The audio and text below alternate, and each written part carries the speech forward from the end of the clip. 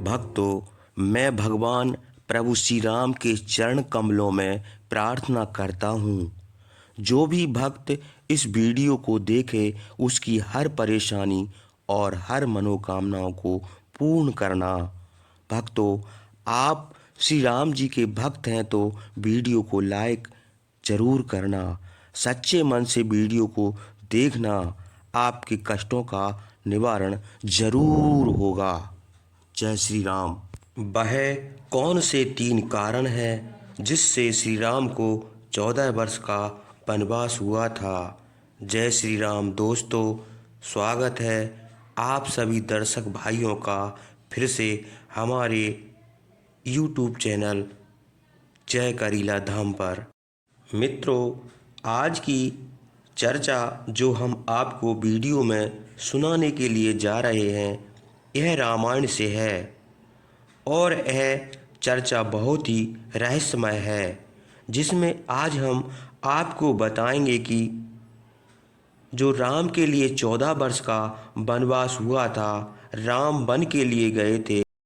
आइए दोस्तों, आपको बताएं वो 3 कारण जिनके कारण भगवान राम को वन को जाना पड़ा।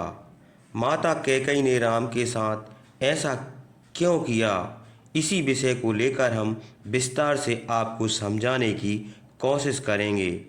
आपसे निवेदन है कि आप हमारी वीडियो को समाप्ति होने तक चैनल पर बने रहें और इस पवित्र प्रसंग के लिए, रहस्यमय प्रसंग के लिए आप ध्यानपूर्वक सुने तो आपको पता चलेगा कि किन 3 कारणों से राम के लिए 14 वर्ष का वनवास हुआ था।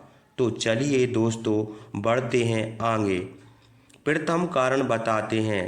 कहते हैं कि जब राम के राज्याभिषेक की तैयारियां चल रही थीं, महाराज दशरथ ने राम को बुला करके कहा कि राम, कल तुम्हारा राज्याभिषेक होगा। तुम राजा बनोगे, राज मुकुट पहनोगे और गद्दी पर बैठकर प्रजा की देखभाल करोगे, उसकी रक्षा करोगे। यह दशरथ ने राम से कहा। पूरी अयोध्या में खबर फैल गई।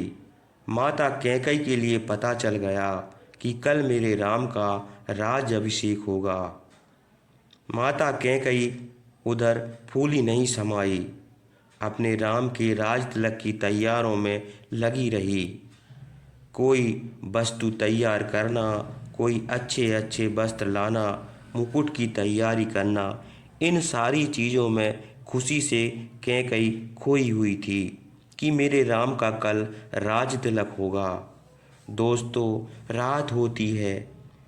अब उधर राम ने सोचा कि अगर हमारा कल राज्य अभिषेक हो गया, हम राजा बन गए, तो हम जिस उद्देश्य से इस धरा पर आए हैं, संतों को दर्शन करने के लिए और उनकी रक्षा करने के लिए, निशाचरों का वध करने के लिए, मेरा उद्देश्य इस धरा पर आने का यहीं रह जाएगा। और यह अयोध्या में राज तिलक की तैयारियां जोरों पर चल रही हैं।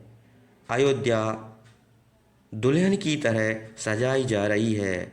दोस्तों, कहते हैं कि अयोध्या का नज़ारा उस दिन अगर देखा जाए तो आप कितनी भी दीपावली सजा लेना, लेकिन उस दिन जैसी दीपावली ना तो आज तक कोई सजा पाया, ना कभी सजेगी। जिस समय राम के राज तिलक की तैयारियां हो रही थीं और राज तिलक अगले दिन होने वाला था, तो किस तरह से एक दिन पहले ही अयोध्या को दुल्हन की तरह सजाया गया। पूरे अयोध्या की प्रजा बहुत खुश थी और अपने कार्य में लगी हुई थी। माता कैकेयी भी अयोध्या की सजावट में लगी हुई थी। राज तिलक की व्यवस्थाओं में पूर्ण तैयारी चल रही थी। कभी किसी को बुलाती, कभी किसी से कुछ कहती, ये काम करो, वो काम करो। उन्हें भी नींद नहीं आई और इधर राम को भी निद्रा नहीं आई। राम जो थे वे रात्रि में उड़ते हैं, निद्रा तो आई नहीं थी और सीधे जाकर सरयू के किनारे टहल रहे हैं। वहाँ टहलने लगे और बार बार उनके दिमाग में यही विचार आते हैं कि क्या हो रहा है। अगर हम कल राजा बन गए तो हम अपना उद्देश्य पूरा कैसे करेंगे। मैं बन नहीं जा पाऊंगा और एक राजा बनकर ही अयोध्या में रह जाऊंगा। इन्हीं बातों में राम खोए हुए थे। उधर गुरु वशिष्ठ जी प्रातःकाल 4 बजे ब्रह्म मुहूर्त में उठे और सरयू में स्नान करने के लिए गए। तो वहाँ जब सरयू के किनारे पहुँचे तो उन्होंने देखा कि राम टहल रहे हैं। वशिष्ठ जी ने राम के पास आकर कहा, राम तुम सोए नहीं हो, यहाँ क्या कर रहे हो। पूरी रात जाग करके निकाल दी, क्या पूरी रात तुम इसी सरयू के किनारे टहल रहे हो, क्या बात है। राम ने जब अपने गुरु वशिष्ठ के लिए देखा तो दंडवत प्रणाम किया। वशिष्ठ जी ने आशीर्वाद दिया, लेकिन एक बात का उत्तर नहीं दिया, तुम रात भर इस स्थान पर टहलते हो, इसका क्या कारण है, क्यों नहीं सोए, क्या बात है। राम तुम्हारे चेहरा को देखकर मुझे ऐसा प्रतीत होता है कि तुम्हारे चेहरा पर बहुत ही भयानक चिंता झलक रही है, बात क्या है। राम हमसे कहो। दोस्तों तब राम हाथ जोड़कर गुरु वशिष्ठ जी से कहते हैं कि गुरु देव मेरे चेहरा पर चिंता है। चिंता इस प्रकार है, मैं बात सोच रहा हूँ गुरुदेव, क्या मेरा इस धरा पर आने का यही उद्देश्य है, मैं राजा बन जाऊँ और आज दिन निकलते ही मेरा राज्याभिषेक कर दिया जाएगा। गुरुदेव मुझे राजा बना दिया गया तो मेरी सारी उम्मीदों पर पानी फिर जाएगा। मैं जिस लक्ष्य को लेकर के आया हूँ वो लक्ष्य पूरा नहीं कर पाऊँगा। हे गुरुदेव आप मेरे गुरु हैं, आप हमारा कुछ मार्गदर्शन करिए। दोस्तों कहते हैं कि तीनों लोकों के नाथ मर्यादा पुरुषोत्तम श्री राम आज अपने गुरु से मार्गदर्शन पूछ रहे हैं, जो खुद ही एक मार्गदर्शन है। इस दुनिया को मार्गदर्शन करने वाले, बड़े बड़े संतों को मार्गदर्शन कराने वाले, और वो राम भगवान आज अपने गुरु से मार्गदर्शन पूछ रहे हैं। क्या करूं गुरु देव, दिन निकलते ही मैं राजा बन जाऊंगा और मैं नहीं चाहता कि मैं राजा बनूं। मैं बन जाना चाहता हूँ, संतों का दर्शन करना चाहता हूँ, निशाचरों का वध करने के लिए आया हूँ। राजा बन गया तो मैं राजा ही बनकर रह जाऊंगा, लेकिन राम बन नहीं जा पाएगा। गुरु वशिष्ठ जी कहने लगे, बेटा राम इस अयोध्या में तुम्हारा मार्गदर्शन तो कोई नहीं कर सकता, मेरी नज़र में कोई नहीं आता। हाँ एक प्राणी है जो तुम्हारा मार्गदर्शन कर सकता है, वही तुम्हें राजा बनने से बचा सकता है। राम कहने लगे, गुरुदेव बताओ ना वो कौन है इस अयोध्या में हमें राजा बनने से बचा सकता है और वन में भेज सकता है। एक बात दोस्तों मैं आपको और बता दूं कि जब राम के राज्याभिषेक की तैयारियां चल रही थीं और राम राजा बनने वाले थे तो पूरी अयोध्या के लिए खुशी थी। माता कैकेयी के लिए, कौशल्या के लिए, सुमित्रा के लिए, सबके अंदर प्रसन्नता झलक रही थी। राम राजा बन जाएंगे, लेकिन पूरी अयोध्या में 2 लोगों के लिए बहुत ही क्रोध था, अच्छा नहीं लग रहा था। राम राजा बन जाएं, वे कौन से दो लोग थे? एक तो मंथरा और दूसरी राम। यही दो लोग नहीं चाहते थे कि राम राजा बने और इस प्रजा की देखभाल करें। यही दो लोग नहीं चाहते थे, केवल राम और मंत्रा। बाकी सब लोग चाहते कि राम राजा बने। दोस्तों, वशिष्ठ जी ने जब राम से कहा कि एक ही प्राणी है जो तुम्हें राजा बनने से रोक सकता है, राम ने पूछा, गुरुदेव बताओ वो कौन है? वशिष्ठ ने कहा कि राम, वो तुम्हारी माता कैकेयी है, वही तुम्हें राजा बनने से रोक सकती है। राम मुस्कुराए और कहने लगे, गुरुदेव यह क्या कह रहे हैं? वो नहीं ऐसा करेगी, उसके प्राण निकल जाएंगे। वो अपने प्राण दे देगी, लेकिन वो मुझे वन में नहीं जाने देगी। मेरे बगैर नहीं रह सकती। हमारी माता कौशल्या से भी अधिक हमको चाहती हैं, हमसे प्रेम करती हैं। मैं कैसे भरोसा करूं कि मुझे वन भेज देगी? वशिष्ठ जी ने समझाया, बेटा राम, तुम तो अंतर्यामी हो, तुम सब कुछ जानने वाले हो, और मैं यह दावे के साथ कहता हूँ, मुझे विश्वास है कि तुम्हारी माता कैकेयी तुम्हें राजा बनने से रोक लेगी और तुम्हें वन भेज देगी। तुम उनके पास में जाओ, मुझे विश्वास है, और जाकर के उनसे अपनी सारी बातें कहना, अपना दुख व्यक्त करना। राम ने कहा, ठीक है गुरुदेव, अब मुझे जल्दी आज्ञा दीजिए। मैं तुरंत ही माता कैकेयी के पास जाता हूँ, क्योंकि थोड़ा समय बचा है और दिन अगर निकल गया तो समय टल जाएगा और मैं कुछ नहीं कर पाऊँगा, मुझे राजा बना दिया जाएगा।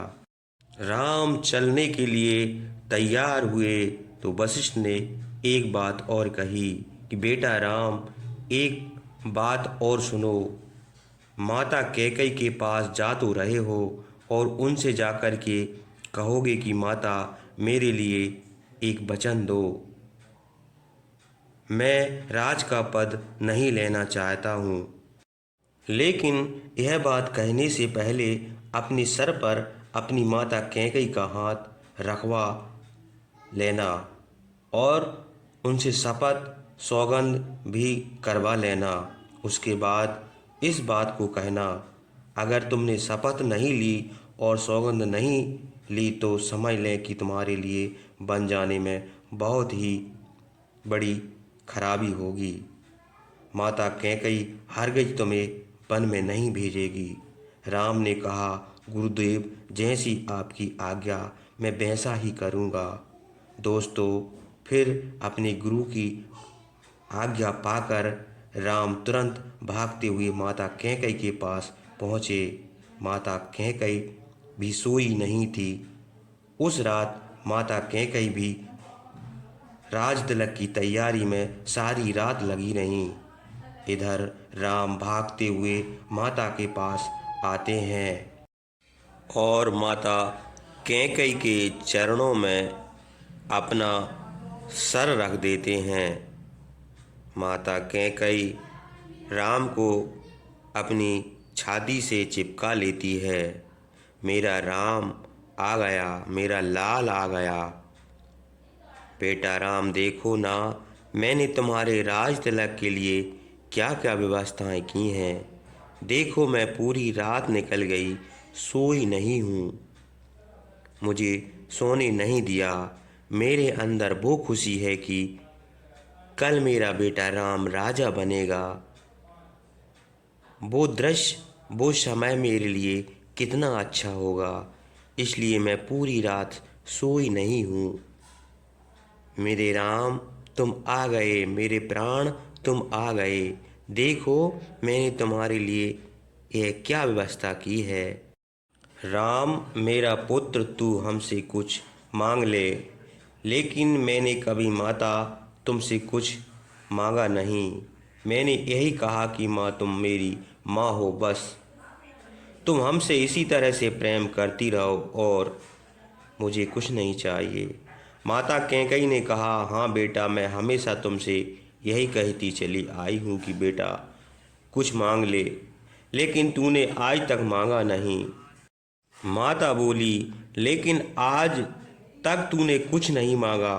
आज मांगने के लिए आया है, मैं दूंगी, लेकिन इस संसार में जो भी वस्तु है वो मांग लेना, मैं तुझे प्रदान कर दूंगी, लेकिन मेरे प्राण मत मांगना, बस प्राण मत मांगना, क्योंकि तू राजा बन जाए, तेरा राज तिलक हो जाए और मैं अपनी आंखों से तुझे राजपद पर बैठा हुआ देख लूं, तेरे सिर पर राजमुकुट देख लूं, तेरे गले में हार देख लूं, वो दृश्य मैं देख लूं, उसके बाद तू मेरे प्राण मांग लेना।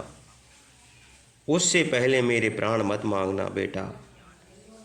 क्या मांगना चाहता है आज वो वस्तु इस संसार की, मेरा पुत्र मांगेगा, तेरी माता तुझे दे देगी। भगवान श्री राम कहने लगे, माँ मुझे विश्वास है कि जो मैं मांगूंगा आप मुझे वही देंगी, लेकिन ऐसे नहीं मानूंगा। आप हमारे सिर पर हाथ रखकर यह शपथ लो, राम की सौगंध खाओ। माता कैकेयी ने देखा कि राम सौगंध और शपथ की बात कर रहा है। कैकेयी पूछने लगी, राम तुझे क्या हुआ? अपनी माता पर भरोसा नहीं है क्या? अपनी माँ पर विश्वास नहीं है जो तू सौगंध और शपथ की बात कर रहा है? राम कहने लगे, हे माँ, आप पर हमें पूर्ण विश्वास है, भरोसा है, लेकिन हमारी कुछ हार्दिक इच्छा है कि तू प्रेम से मेरे सिर पर हाथ रखकर सौगंध खा ले, शपथ ले ले कि जो मांगेगा मैं वही दूंगी। जब राम ने यह कहा तो माता कैकेयी ने राम से कहने लगी, ठीक है मेरे पुत्र, जैसी तेरी इच्छा मैं वही करूं। माता कैकेयी ने अपना हाथ बढ़ाया, राम के सिर पर रख दिया और कहा कि बेटा मांग, क्या मांगना चाहता है? जब शपथ और सौगंध खाई तो राम कहने लगे हाथ जोड़कर, माँ मुझे राजपद नहीं चाहिए, मैं राजा बनना नहीं चाहता।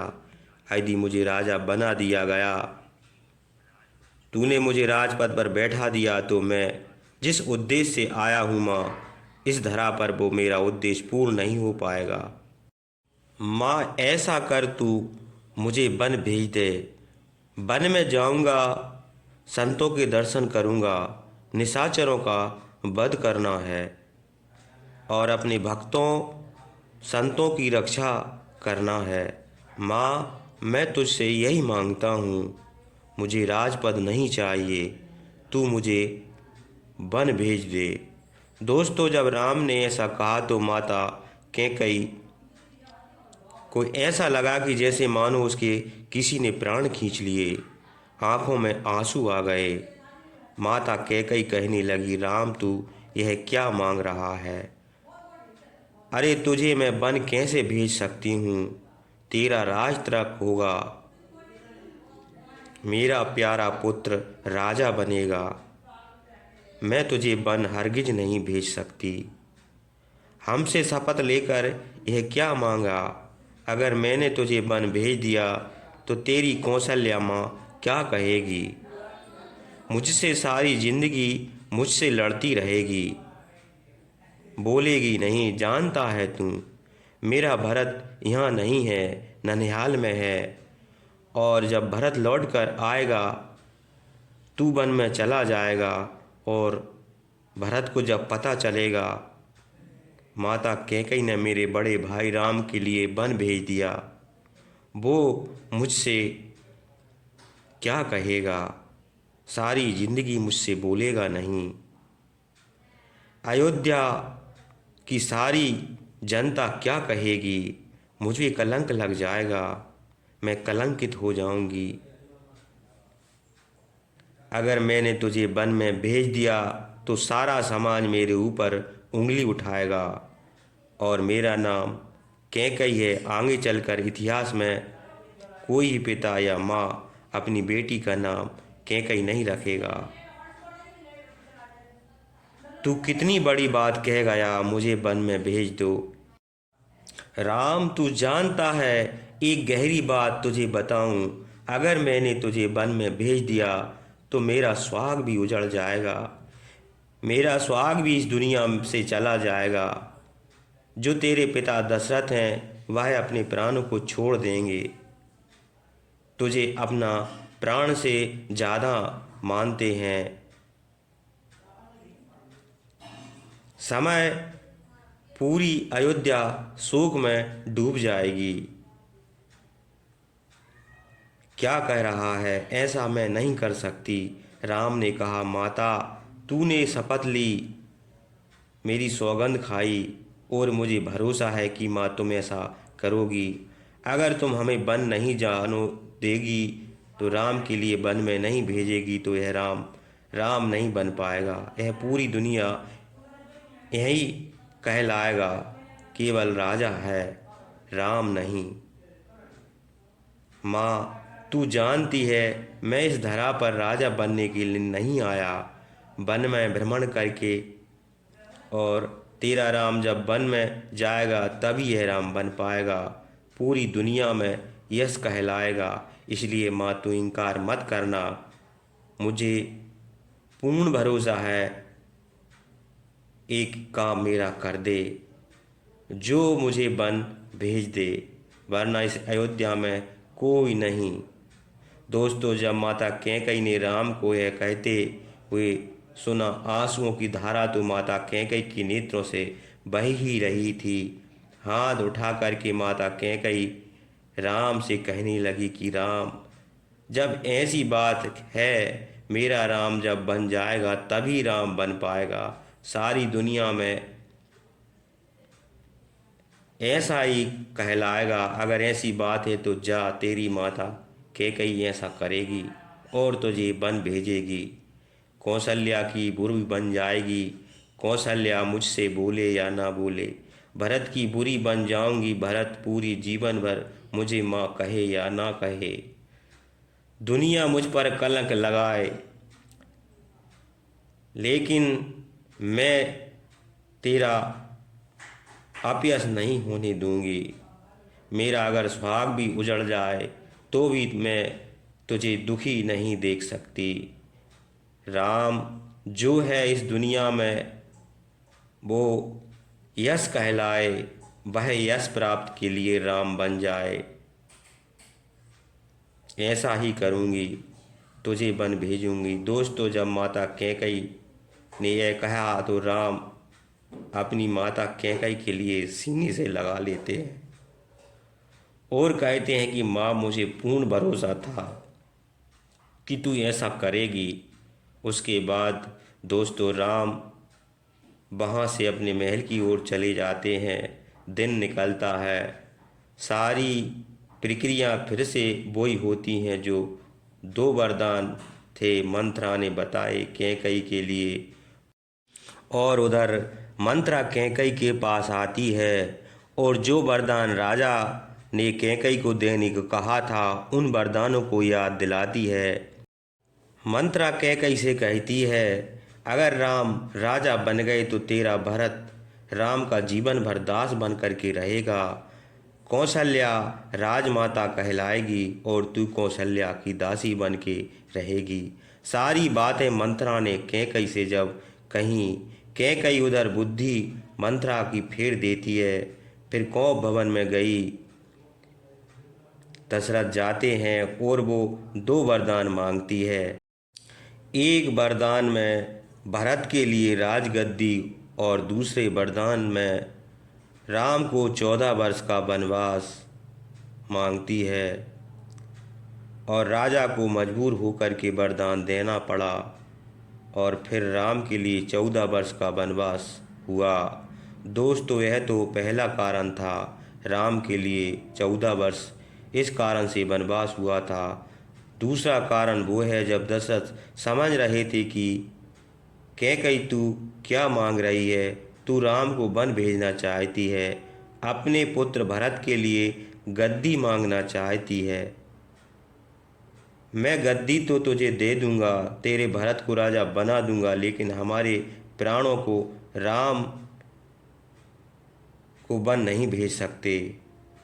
माता कैकई ने कहा कि हे अवध नरेश, तुम नहीं जानते हो, मैं यह चाहती हूँ कि नकली मुकुट जो है वह हमारा भरत पहने और असली जो राज मुकुट है वह राम पहने, और इसलिए मैं वन में भेजना चाहती हूँ।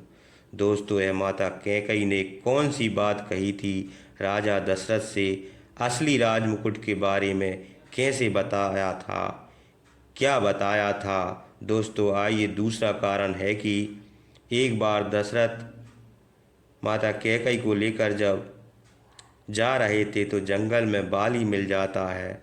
बाली और राजा दशरथ में युद्ध होता है। बाली राजा दशरथ का मुकुट छीन लेता है और अपने पास रख लेता है।